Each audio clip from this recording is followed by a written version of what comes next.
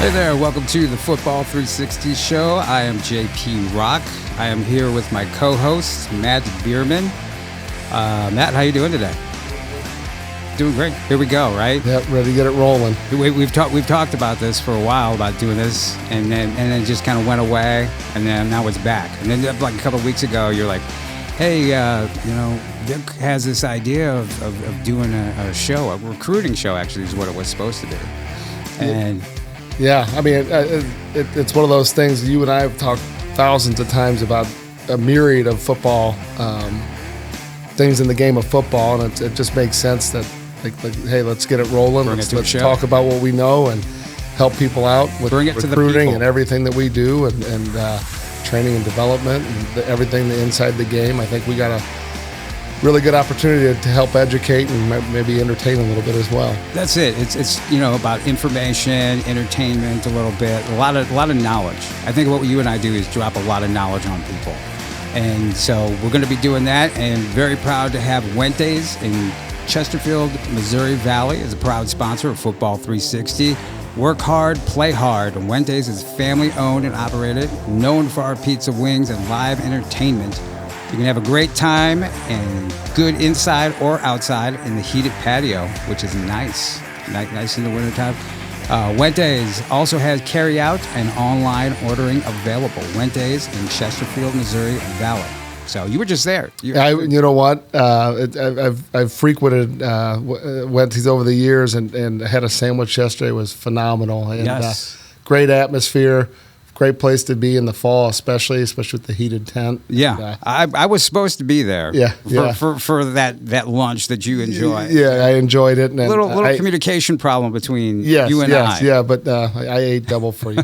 I appreciate. I'm a growing boy. You are a growing boy. We got to get you filled out. Yes, quit being such a real. So, Football 360 show. It really is a show about all things football. And so we're going to talk a little bit more about that. But first off, let's go ahead and talk about ourselves. Tell everybody about yourself, about Matt Biermann and what you do. So, I'm a certified football enthusiast. I've been involved in the game since I've been a little kid, and took that passion, played collegiately. Did not have the career I wanted to in college. Had a few knee and shoulder injuries, but used that experience to really spawn and start developing and coaching. So when I got into coaching, started realizing really fast at the high school level that there was kind of a void between what takes place on the field, what happens at the high school practice field, and then actually what the athlete needs. So in 1999, started training and developing kids well before it was an in vogue thing to do. Matter of fact, I had people laughing at me when I would tell them that I wanted to do skill development training for kids by position. I thought that was kind of made sense, but at the time that just really wasn't, in the 90s, that in the early 2000s, that wasn't something you saw. It was not at all pre-internet. And you learned on your own. And you showed up for football practice, and you knew you better know or you better learn quick. So it really just started pretty small in '99, doing receiver and quarterback drills and camps and clinics, a few kids, and then fast forward to 2006, we moved into a building in Chesterfield Valley, which is where we're at now today, and been very fortunate and blessed to grow the Elite Football Academy brand and Elite Performance Academy brand out of our facilities. So we train kids in skill development in a private setting as well as a group setting. All ages. Yeah, we do weightlifting, speed and agility. So it's really evolved over the years, but it's one of those things that, quite honestly, we knew it needed to happen back then, but I didn't envision where it was going now. And then I look, everything goes on today. Everybody and their brother is now trying to really do what we do, and there's a lot of trainers out there now. Yeah, and I think we pride ourselves in the fact that we've been there, we've done that. We have guys that we've trained that are, from the beginning of their career as an 8, 9, 10-year-old all the way through their NFL career. So, which is great to see. Yeah, getting to have that longevity, and so, when you're looking at it, it's just it's great that there's a lot of people wanting to do it, but there's also a lot of people in the restaurant business. Some do it better than others, right? And so you gotta kind of buyer beware. Right. So some people have a 5-star restaurant. Some people have a street corner little stand that they're trying to do it with. And experience matters. So I think that's really who I am, and what we do is educating, teaching kids and parents about the game of football. Not only how to be a better player, but the experience of the ride. From it's a journey. Cradle to the beginning, of the cradle to the end of the career. And helping people navigate that and really assist the kids and families and really and as they go through it and be a assistant rather than an impediment to what they're doing. Exactly. And we've partnered on stuff for about 15 years now. Yeah. We've known each other that long. And so it's fun to watch the rise of elite football. And everything you do from, like you said, just started out training guys all the way through the boom stuff, the elite football combine, which happens annually, which we'll talk about some more, which is just the absolute best combine in the Midwest. Yeah. There's no doubt about it. And the people who've come through there and gone on to play college football or pro football is a testament to that. And so it's been fun to watch that and watch that happen and develop. And like you said, one of the things that's the greatest thing to watch is watching the development of guys, knowing them when they're young, seeing them on that journey and what they become. What's interesting is a lot of guys get into this space too, and they want to work with the high-level guy, the pro guy, the finished product, and put their name on that. And I think that's really interesting because we've always been the upside down. We wanted the upside down pyramid. We want to work with all those guys at the younger ages and help them learn to love the game and develop themselves and become better and then build them from the bottom up. And I think that's a unique skill set that all of our coaches possess, that they I've trained my fair share of NFL quarterbacks and receivers over the years.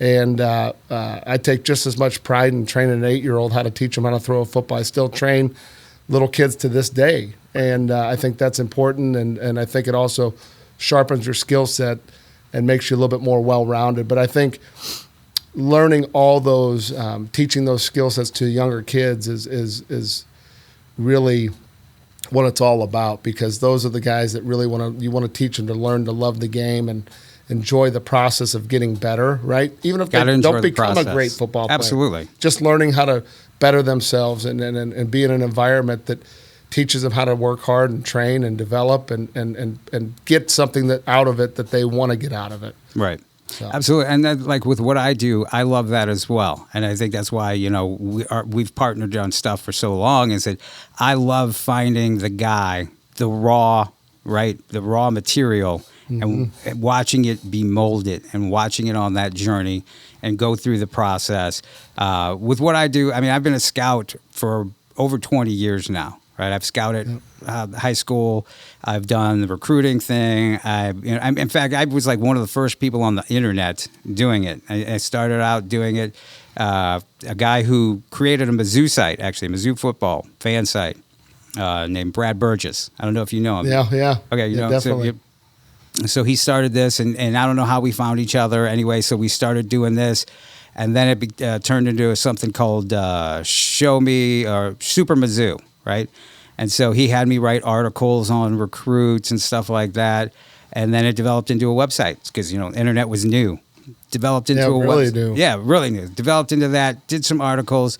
Like I said, I've been doing this for about 25 years, being a scout, being part of the media, a lot of Mizzou coverage, covered Mizzou for Fox Sports Midwest, for Scouts.com. Yeah, you've done it all, Scout.com. Yeah, absolutely.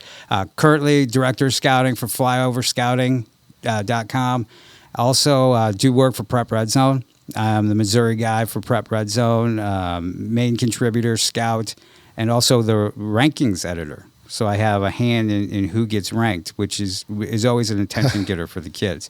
Yes. So between the two of us, we have about 45 years of experience. Pretty impressive. Yeah, in doing this. And so it's going to be a lot of fun in what we talk about. And I think, too, like as you look at like the balance between why we've always gotten along so well, is, to be honest, is what I respect that from day one is that you have pure motives. And I think in the youth development game and high school development game, there's a lot of people who their motives are pretty easily seen by someone like myself or yourself. Yep. And maybe sometimes it's not seen by the parent or the athlete. Right. But I think this experience should help educate people to really what to look for, whether they're in the St. Louis area or they're anywhere in the country. But I think it's one of those things that it should be eye-opening, because motives when you're working with kids need to be pure. They need to be honest. They need to be straightforward. Sure, do we make money training kids, and is that how I feed my family and take care of my employees? Of course, that's what we do. But we provide a service that quite honestly is needed, and it's only grown over the years, and we're proud to be able to do it and do it the right way. And I know you do the exact same thing. Thank you. It's really good to see, and JP, you've always done right by the kids that we work with, and that you give honest assessments, and that's you important. don't overshoot them. That's important, because there's a lot of that. Honesty is the number one thing. If you're a parent out there, you need to find out who the honest people are who are going to help you with your kid, whether it's with developing them, training them, promoting them, which is a lot of what I do. I help promote kids a lot, and I'm always honest with it. And sometimes it's not well taken. People don't necessarily want to hear honesty. It might be the best policy, but people don't necessarily want to hear that.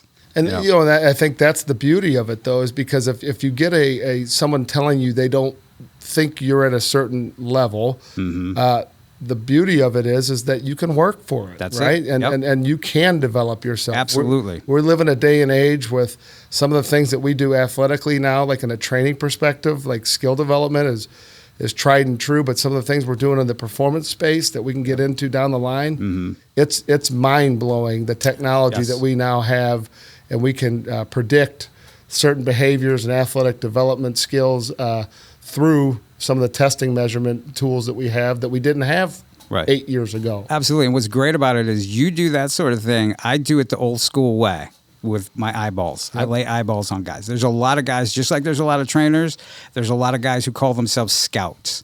There's a lot of guys who want to rank kids, want to talk about kids, want to do stories on kids, but I call them computer screen scouts, right? Because there's this thing called Huddle, where the kids put their game highlights on, and they'll look at that, and then they'll want to be like, oh, this kid is this or this kid is that. Well, that tells you that tells you just a little bit about the kid. Highlight film. So in my position and in your position, we both talk to college coaches all the time, and I think the one thing it's really interesting is when you have an eye to scout kids, right? You can see them in the training space, you can see them on the field, see them at a camp or a combine, and I can tell you pretty quickly that you can identify pretty quickly who the guys are, right? That fit the mold for specific levels of football. Right. But what's interesting is a lot of times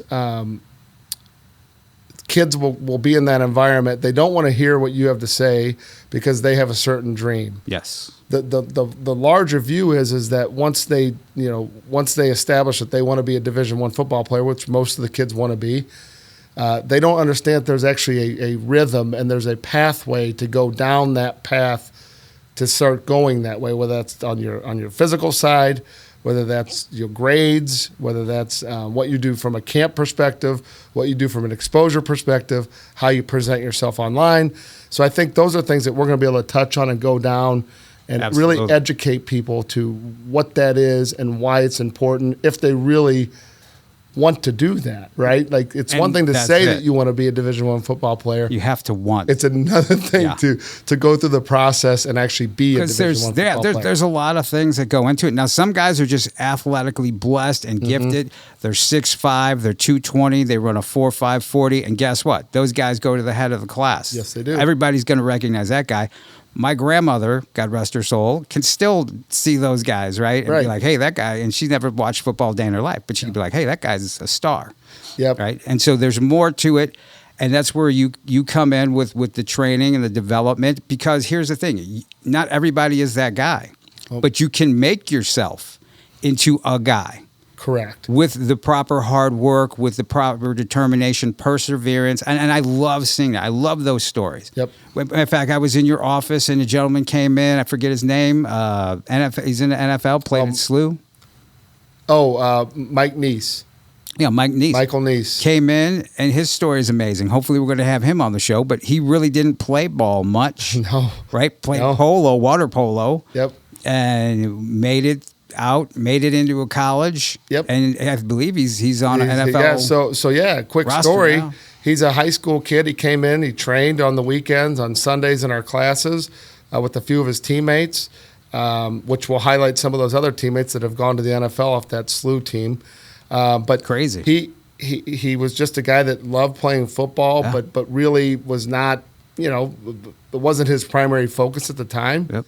Goes to a smaller school, is not going to play football. Lean guy, didn't look like anything necessarily, because I remember seeing him. Yeah, no, just a good kid that worked hard, ends up going to college at Dayton, and has an experience at Dayton where they had an open slot come available in camp. He ends up plays there for 4 years, becomes a starter, and then a thing called COVID happened, and he gets on the extra year list, and so he gets to go and play at Temple for a year.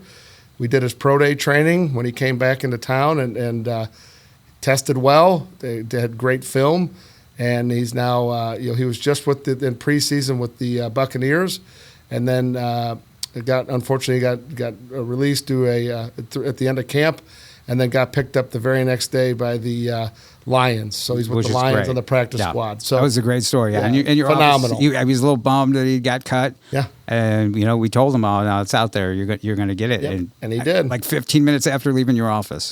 Something too that I wanted to bring up is a lot of times when you have guys that are the guys that are like the super studs that are really easy to see. Mm-hmm. Sometimes that's what we've experienced is that can be the kiss of death too. Oh, absolutely. Because they assume that what they did in high school is going to translate in college, and that's just simply not the case. No, see it all the time, though. And quite honestly, from our perspective, what I've seen over the years, if a kid gets a big time offer, either with Division II, FCS offer, FBS offer, mm-hmm.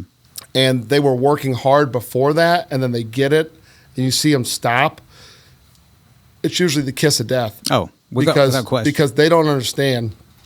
Yeah. They've been invited into one of the most elite clubs in the world, right? The five percenters that play college football. And then they get invited into that and they stop working, but they don't realize they're going into a talent pool that is equal to them, if not better. Yes. And we see it all the time. Everybody's a 5-star. Yeah. Right? Yeah. You're up against everybody else is as good or better than you. Yeah, and you'll see it at the NAIA level. You can go to Missouri Baptist and watch a game. You're like, wow, that's a lot of guys on a team, and there's people competing, and they're all pretty similar with one another. So, what do you do to differentiate yourself? Right, and the unfortunate thing that I see a lot of is when those guys stop working. They think that's the journey. I've made it. I got my offer. I signed. That's it. That's just the beginning. Yes, and I know we're going to touch on this in future episodes, but it becomes harder for the student athlete. Before, when they were getting all the accolades and all the attention through the recruiting sites, through Twitter, through visits, all of that was enough, right, for a kid to be like, hey, I've made it. The clout. Yep. Yeah, I've got the clout, and now with NIL money coming into play.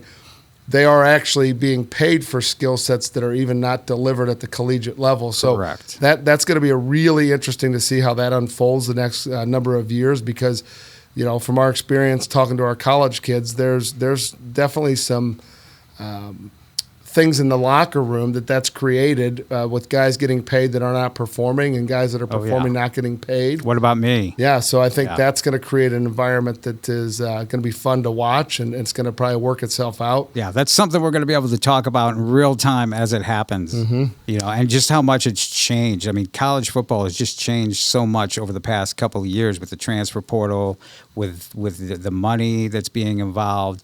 It's really kind of crazy. And the sad thing that I don't like about it is the fact that there's a lot of kids being left out. Oh, Who deserve to be playing college ball or deserve to be playing college ball at a higher level than they already are. But I mean, if you're playing college ball, no matter the level, you've made it. You know, you're one of the you've made it. Yeah, you've made it. And right. But unfortunately, you know, you have it to where kids are left behind almost because I mean the transfer portal. I heard there was like something like 5,000 kids, 5,000 to 8,000 kids who entered the transfer portal who are not going to play. And that's a very harsh reality. And the tough thing is that that extra year, what the NCAA gave the extra year to the kids during the COVID season, unfortunately, that's still reverberating. That's a 5-year process. Those kids that were in there were freshmen when it happened, or guys that were early enrollees. They're still in the pipeline. So that's still pushing. It's harder for kids right now coming out of high school. That should level out here soon. But unfortunately, like we've seen it. We've seen guys that probably go to a lower level than they probably should have. But at the end of the day, they are going to get noticed. I mean, I deal with and talk with NFL scouts on a regular basis, and the cool thing is they're starting to look at lower levels to kind of start identifying those guys. Oh yeah. And let me tell you, you can come out of a Division III, you can come out of an NAIA. If you are good, they will find you. They I always say they'll miss you coming out of high school. They don't miss you coming out of college. Right. There's too much money on the line in the NFL to miss guys and have people not be given an opportunity. Right. And you know, another thing, go into a lower level, like we mentioned. Go there, prove yourself. Mm-hmm. I hear, you know, you see it all the time. People are like, I'm slept on. Yeah. Right?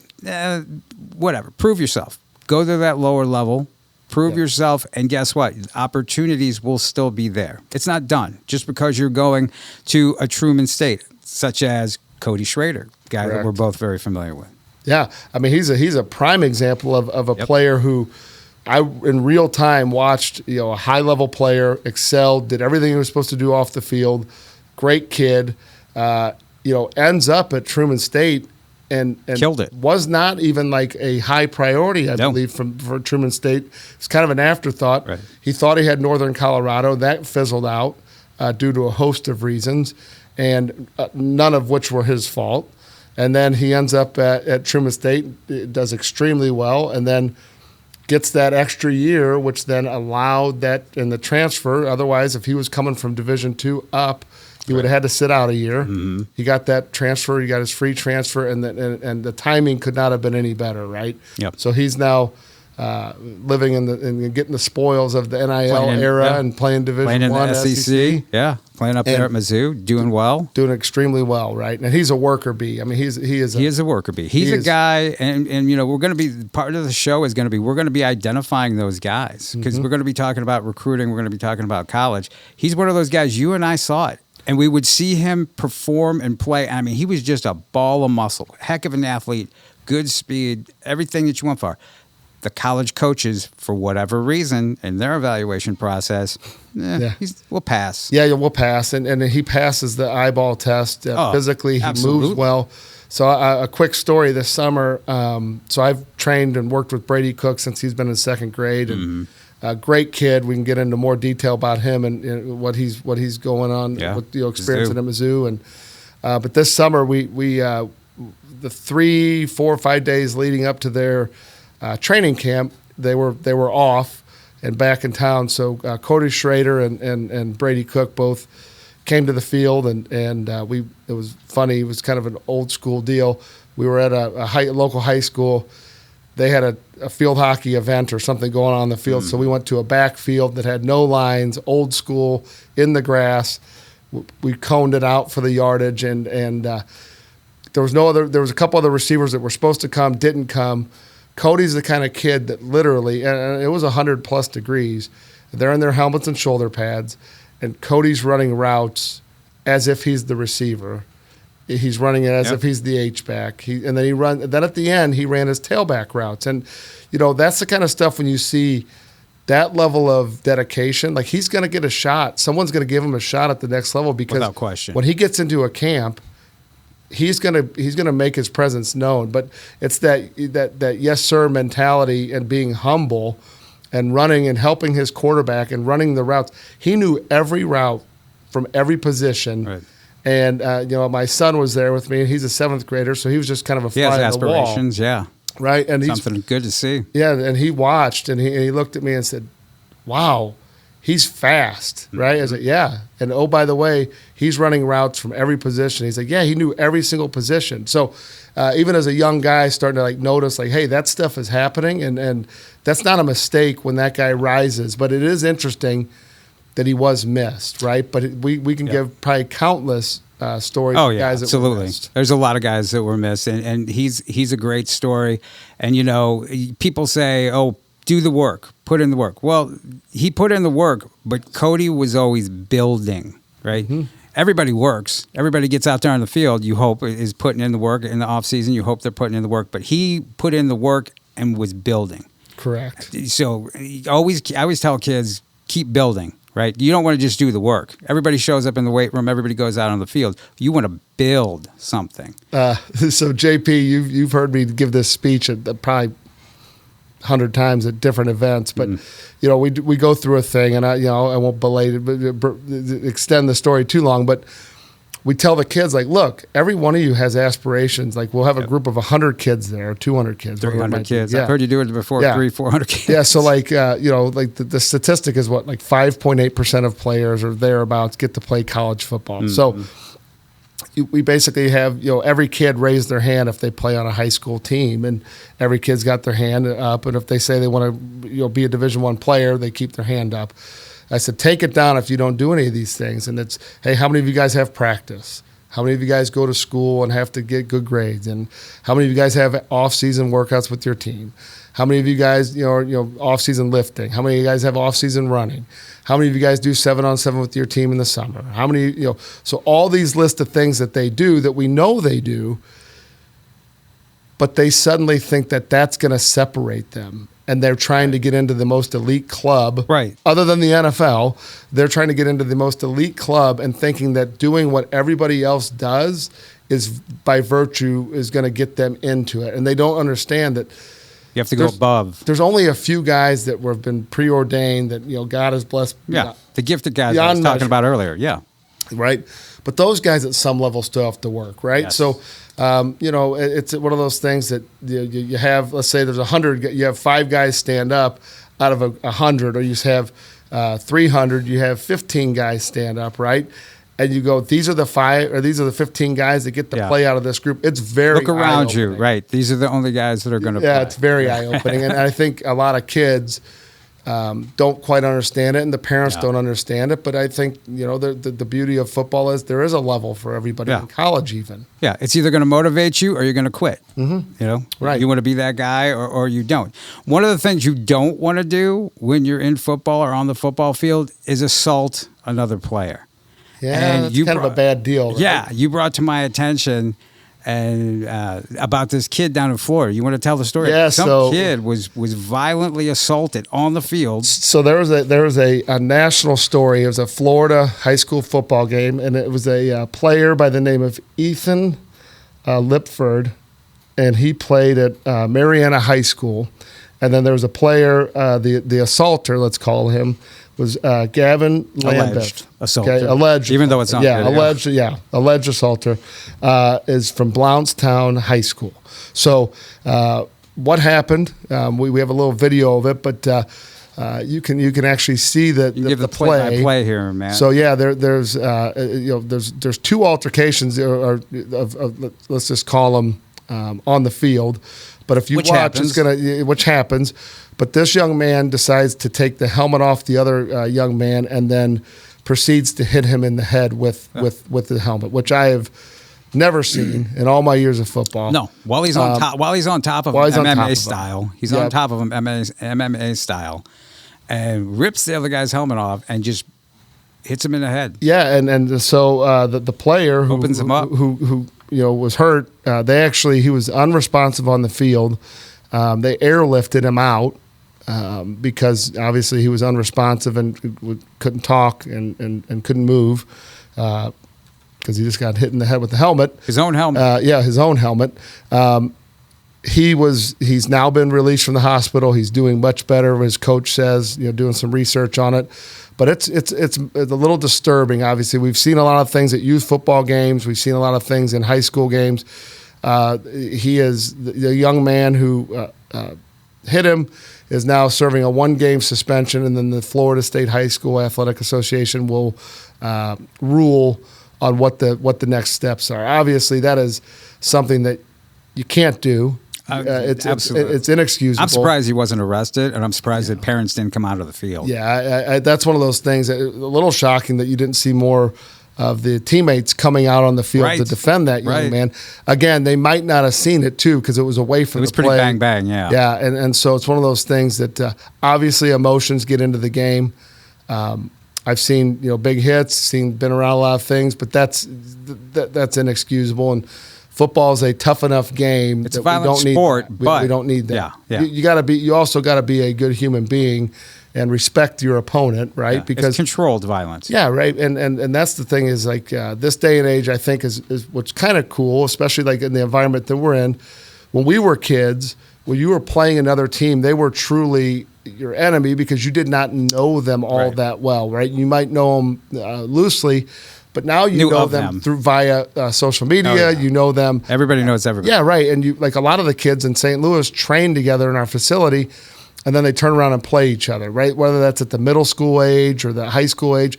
And I think it's a really cool environment because then they learn to respect each other because they're working together. Absolutely. And they know each other through social media across the state. Yeah. I mean, I'm shocked all the time that this kid in Illinois will know this kid who in Kansas, right, just through social media and their friends or across the state. And when they do actually meet up, they know each other. And I'm like shocked. I'm like, wow, that is very cool. Yeah, really cool. It's such a small world now because of the social media and the internet. But yeah, it'll be interesting to see. I think we can probably revisit what the penalty ends up being for the player who assaulted, who allegedly assaulted another player on the field. But it's disturbing. Obviously, I don't know. I can't remember anything in St. Louis like that, other than locally here we're having issues at some of the games with fights. Good point. I'm glad you brought that up. Yeah, a couple of times. I was one of the first games I was at. It's probably week 2. Week 1, apparently there was a fight at Pattonville involving, I guess, the teams. I'm not totally familiar with it, but I was shocked at the end of the game. I was there between Pattonville and Kirkwood, and I go to walk out on the field like I do at the end of every game, right, to talk to the players and interview the coaches and whatnot. And all of a sudden, I'm joined by 4 or 5 police officers on either side of me. Oh. An escort. An escort. An escort. And they know who you are. My first thought is, what did I do? Right. You know who I am, damn it. Yeah, right? Yeah. I'm like, what did I do? Right. And then it dawned on me. And then, the next day I was at Westminster and Lift for Life game. And one of the players on Lift for Life, Malik Matthews, told me about what happened down at St. Mary's. Yeah. Apparently the night before at St. Mary's, there was a fight, ran out onto the field. Fight got out onto the field. Yep. Gunshots at some point. So that kind of stuff really. Well, they have I'm going off of what someone told me, but their policy now at St. Mary's is 8 friends or family on a list for each player is all that are allowed to come in. And if you're not on that list, you're not getting into the game. Yeah. Maybe short of being a media member. But, it's sad because high school football is such a unique time in a young man's life that to have it marred and have it the experience not the same it's really sad because it's people that are not really involved in the game. Obviously, we just showed one where someone was involved on in the field, game. right? And that in and of itself should be rectified through the organizations and teams. But people that are not involved in the game, I mean, you got to really check yourself. Why are you going to a high school game to cause mayhem? I mean, this is their time. This is their one time. And there's nothing like high school football. It's unbelievable. It is unbelievable. And it brings people together normally. Yeah. brings entire communities, towns, brings everybody together, and it's good competition, and so to have stuff like this like mar the game, like you said, hopefully that won't continue. I'm seeing that pop up other places. I just saw another school where you have to bring in a clear bag or no bag at all, no weapons. They're going to be checking you. I've been to games recently where they have officers with the wands and they're just wanding you. And so hopefully that cleans up. Yeah, because it's there to play football. Just right? there to play football. These guys are working their butts off. And it's a great season. So on to some good news football wise. One of the great stories that I'm enjoying so far early in the season is Lutheran North. Oh yeah, Lutheran North is off to a 3-0 start, and amazing. They had the amazing. They made history of beating 2 back-to-back state champions. Yeah. In consecutive weeks. Now, I saw their first game. I was at their first game against Hazelwood Central. 54-0, I do believe it was. Yeah. Just put it on them. And Central has some high-level athletes. Central has very good multiple team. D1 athletes, absolutely, including Tion Gray, who's committed to Oregon.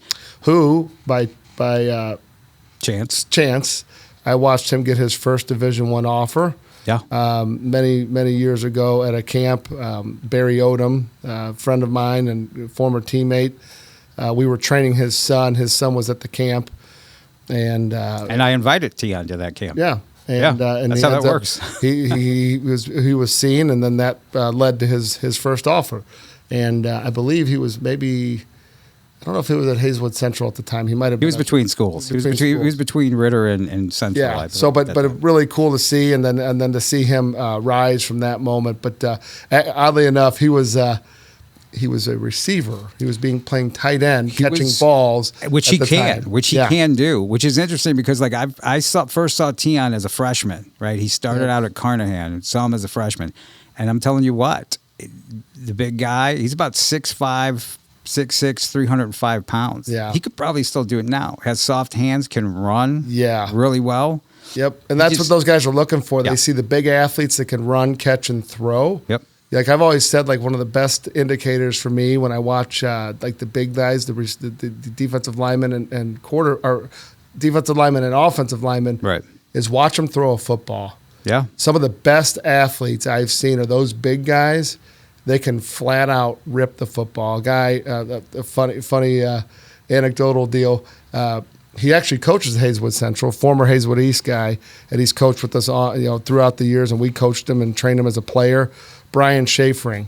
Yeah. He can throw the ball 75 yards.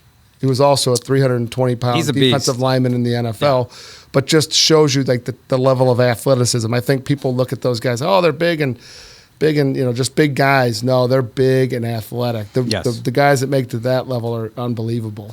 Yeah, absolutely. And he's helps with the Hazelwood Central guys. And Lutheran North came out there. I was there, thought it was going to be a great game, really just evenly matched. And because I've followed Lutheran North, it's what I do. I follow these schools, and I've seen what Coach Wagner has built there. Yes. And what he's done. And he took over after Coach Reed.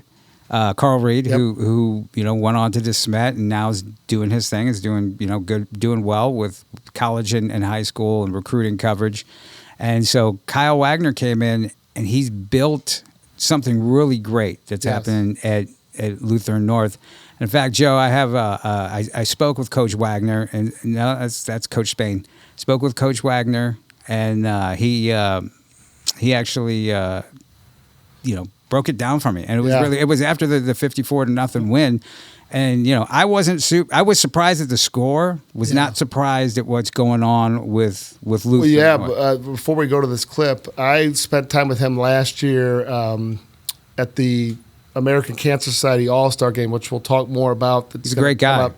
And they had lost at the end of the year last year. But who did they lose to end their season? If you remember, I don't remember that. I don't remember, but it was not what they wanted. Right, didn't end the way that they wanted. It did not end the way it wanted. But you know what? He was there supporting his guys at the All-Star Game, talking about the future, and he was very confident. So and they got an excellent freshman class. I mean, they are building, and for a smaller school, their enrollments, 250 kids, maybe ish. Yeah. And he's been building. And what's interesting is to see the response of surprise and shock from people in the media, people who follow football. Mm-hmm. If you've been paying closely, and he talks about it, you could see what he was doing, right? And you could see what he was building. So here's Lutheran North head coach Kyle Wagner following the game against Hazelwood Central.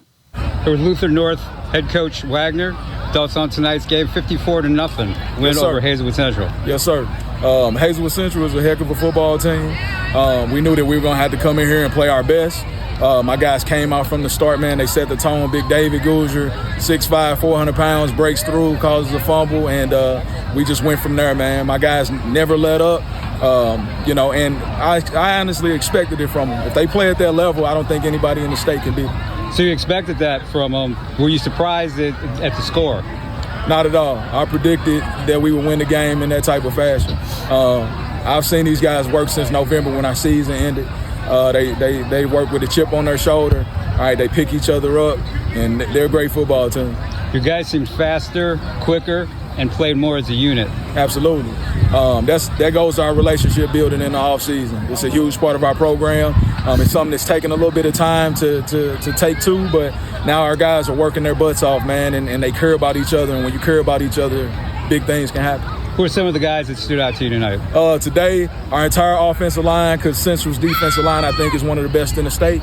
And, we had a freshman, Lonnie Johnson, lined up against a guy that's committed to Oregon, and he held his own all night. I think he's going to be a big-time player for us. Our quarterback, Dakari Hollis, ran the ball well, threw the ball well. Martez Stevenson ran like an animal today. We call him Stitch, but Jordan Carter had 2 huge plays on defense. Michael Harris does a lot of the little stuff that you don't get to see where he's taking on blockers. We end up switching them because they were moving the ball on us. He attacked the quarterback and got the ball out of his hands. And then Carvine Jefferson just erasing big plays. It was a total team effort, special teams, offense, defense, all played well. You guys play some young guys too. Oh, yeah. We have a great freshman class, great sophomore class, and those guys came out and they played their butts off. Martez Stevenson is just a sophomore. Jonathan Moore is a player that started for us as a freshman. DJ Boone made a couple of plays out there, and that's what's expected, and we expect them to get better next week. How good can this team be? I think the sky's the limit, man. If they continue to put the work in the way that they do, they keep taking to the coaching. Our guys keep leading. I think that they're the Class 4 state champions, and I've told them that, and I'm not shying away from that title. And if you think that you better, then come and beat us. You have Blair Oaks next week. Yep, can't wait. Thoughts on them? Can't wait. There you go. And several things that he said there. He mentioned November. Right? Mm-hmm. When you said that you saw him and he was, Oh, yeah, he was ready. He was ready. He got his guys ready last November. They've been working since last November. He also mentioned the off season. Exactly what we're talking about. Exactly where, you come in. Guys in the offseason. Putting in that work. Dakari Hollis is a kid that came in, worked quite a bit on his mechanics. The elite football academy offensive player of the week, yes, right? Yes, he was. After a heroic win at Francis Howell, which that is a huge win. Oh, yeah, great last minute. And it was exciting. Came down to the very last play. Yep. And some people are saying, he threw a Hail Mary. That was not a Hail Mary. No. That guy was open. He saw him. He had the vision. And he checked back and found him. Absolutely. And that was it. Absolutely. The rest is history. So just amazing. Well over 300 yards passing, 143 yards rushing, 4 touchdowns total. Dakari Hollis, another guy. And a hostile environment, too. There might not be a better environment to play than at Francis Howell. Oh, it's absolutely phenomenal. Great there. It is phenomenal. They have fans and the atmosphere. It's awesome. Class 5 state champions last year, right? Week before that, we mentioned Blair Oaks right there. He went there into their home in Jefferson City, beat them, Class 2 state champions. Yep. So back-to-back state champions, he went and beat. And I loved how he said, if you think you're better than us, come play us, come beat us. That's it. It's funny. I coach my little guy, their team, a 7th grade team, and I always talk to him about playing at a level that other people don't want to be at, right, where they're uncomfortable. Yes. Getting a bunch of 7th graders to do that is a little bit difficult. That's like wrangling cats, But that's the same mentality though. If you want to play at an altitude that people don't like to breathe at and like to work at, they want to play down at the level Yeah. they want to play. People it. like easy. And clearly, they've instilled an environment and a team motto that they're going to be playing at a different level, a different oxygen level that people don't, an altitude that people don't want to be at. 100%. It's the environment there that he is built, and it all starts with him because he's a really good guy, really cares about the kids. He does, and he's doing it all right. And him and I have had conversations about that, how he does it right. And he mentioned a couple kids that you've worked with at Elite. Yeah, DJ Boone is a freshman, phenomenal, unbelievable. He is. You look at him; he does not look like a freshman. No, he looks like he's a seasoned veteran. Yeah. 6'2", 200 as a freshman, probably more than 200. Yeah, ran at the Elite Combine back in March. He ran a 4.740 laser in high as an eighth grader. As an eighth grader. So yeah, but you look at like what they're doing on the field, and you talk about motives. He's a guy. When you have a conversation, Coach Wagner, it's very clear that he's there for his kids and his in school and and he's there. His motives are pure. Yes. Like you were saying about like with what we do and what parents look for. Somebody who's it's very easy pure. to see when you're around it, right? And there's a lot of great high school coaches in the area. Absolutely. But I would also say you do run into environments sometimes where it might not be the most well-suited person for the job, or maybe they're not fully bought in and enjoying see other people's success. And you got to get to a point in your life as a coach and an analyst that you enjoy the process of someone doing better than you did, and you enjoy it, and you take pride in them doing better than you did. And I think sometimes people don't like that. Like sometimes they have unresolved issues within the game, and I learned long ago that it is a lot more fun for me to enjoy someone else's success and playing a part in it and helping them than what could have been for yourself. Right? I agree, absolutely. It's and it's appreciated. I know it's definitely appreciated on our parts. So Lutheran North 3-0. They have another big game this week to watch out for, but definitely watch them. Oh yeah, and they take on all comers.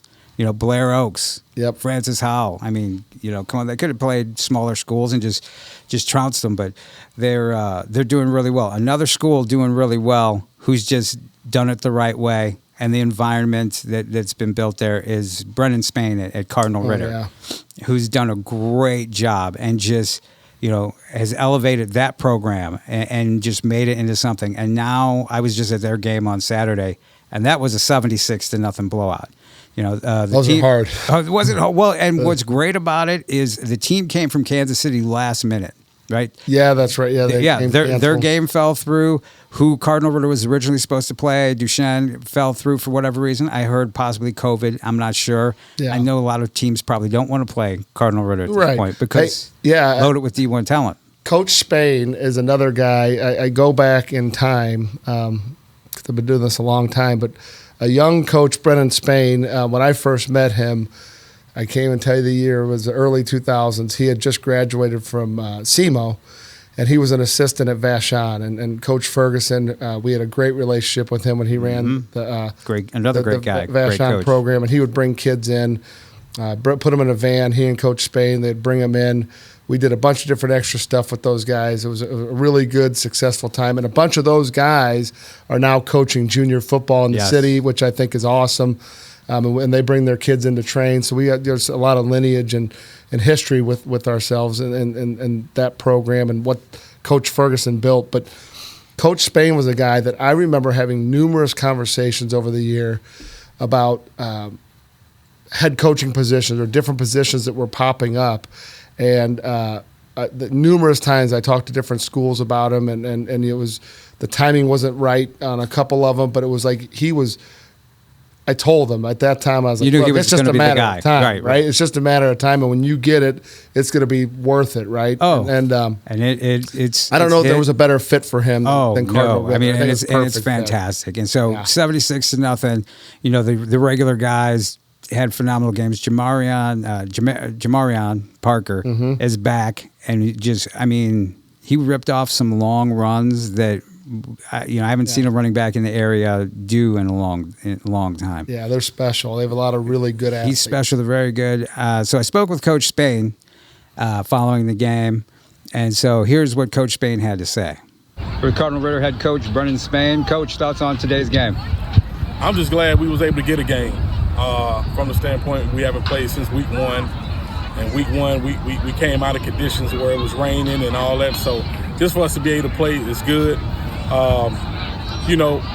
Teams and people might think that, you not playing is it really doesn't matter. But we didn't have any game experience under. We didn't have any game reps up on our belt. So it was good to be able to come out today, be able to compete while guys get better. I tell them all the time, despite who's on the other sideline, we always in competition with self. How do we get better from week to week? So I thought we got a little better today. Of course, there's still a lot of things to clean up heading into week 4. We have Jeff City Alliance coming in. They're 3-0, well-coached, well-prepared team. So it's a lot of things we need to work on this week to clean that up before next Friday. All props to the University Academy for making that trip over. Oh, no doubt. They end up getting a bad deal as well with a local team down here. They end up kind of bagging out, forfeiting on them. So just so happened it just made sense. We didn't know anything about them. They didn't know anything about us. So we just played. They needed the game as well because no one wants to sit out and miss a week. And everybody's been putting in work all summer long. So it was good for both of us to play each other. Yeah, the name guys, Boyd and McKay and Parker. Yeah. And DJ Miller. Yeah, well, those guys, they work their behind off day in and day out. And, when they get out here, it's about having fun. So, they're going to do what they're going to do week in, week out. But, I always put pressure on them bringing the other guys up. Like we're only as good as the last man on the roster. So it's great that they're who they are, but we're trying to develop others as well, so trying to bring them along too. Right. Any other guys stepping up to you, catching your attention?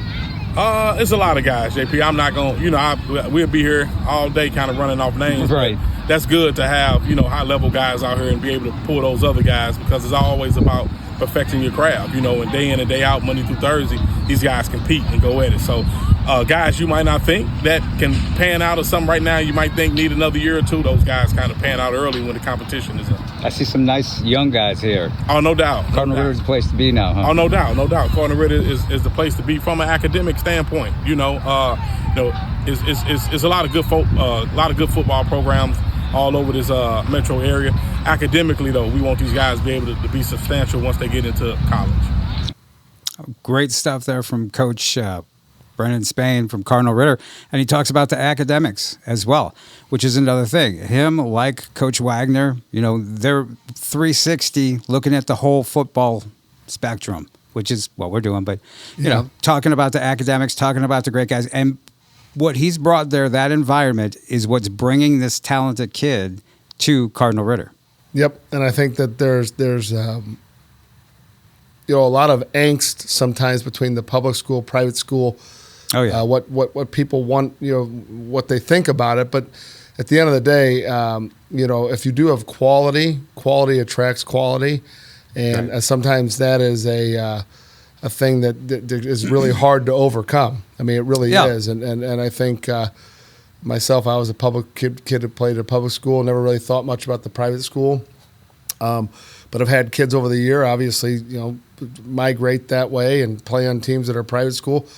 It usually comes down to a decision, but I think if you have a strong personality at coach, the school backs up their claim of what they're doing academically. Yep. It's a tough sell. I mean, it really is. And where they're located, they are a great option for kids in the city and really around the region to come to school. Around the region is right, because they're pulling kids from the entire metro area and Illinois, and that's happening. In fact, one of the kids who had a great game, Ryan Boyd, 2025, he's a junior, has a bunch Carson Boyd. Yeah, Ryan, did I say Ryan? Yeah, I'm thinking of Big Brother, Ryan, who Missouri State. Thank you very much.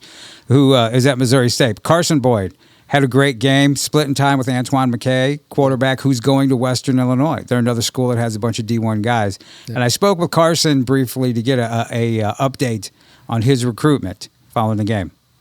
Hey, I'm Carson Boyd, 2025 field third quarterback. Right now, the schools that will recruit me hardest are Illinois, Mizzou, Cincinnati, Iowa State, and Purdue. I should be at Illinois the 16th of September, and I should get to Mizzou sometime soon this month. New schools I'm hearing from are Cal, Indiana, Alabama, and Nebraska. Great quarterback, somebody that you and I are both very familiar with. Yeah. I invited Carson, I believe he might have been a 7th grader, to the Elite Combine because he was part of this really great, junior Flyers team. And that's a kid that you've worked with quite a bit. Yeah, I believe he started coming in when he was 5 years old. Yeah. So, I mean, he's a kid who he's been a solid performer since he's been a little guy. So, he's worked really, really hard. He's got very clean mechanics.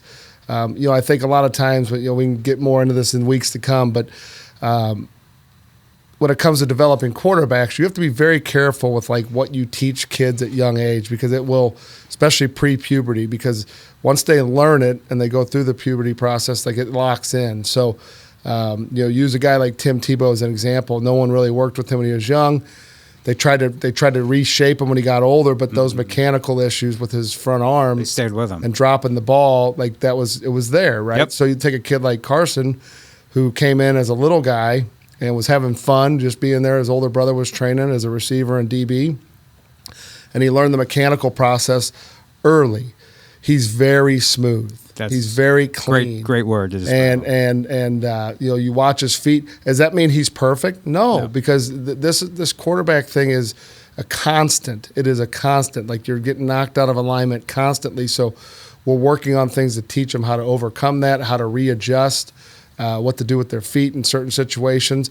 And then obviously when they need to be an athlete. So that's one thing that he's that as well. Yeah. When he decides to turn into a runner, but he can do it. But he can fly. Yeah. But boy, when he's when he throws, when he decides he's going to throw, he's a top level quarterback.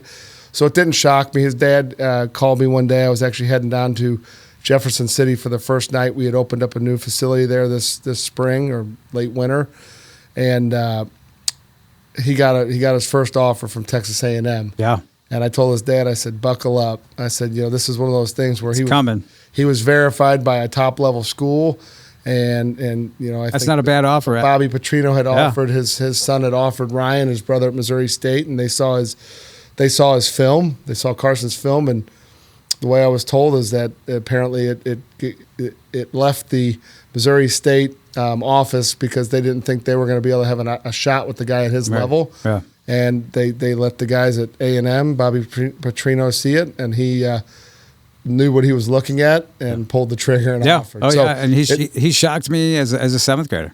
Yeah. He's smooth. He's really spin it. Great accuracy. One of the most accurate quarterbacks I've seen in a while. I'll have to get the video.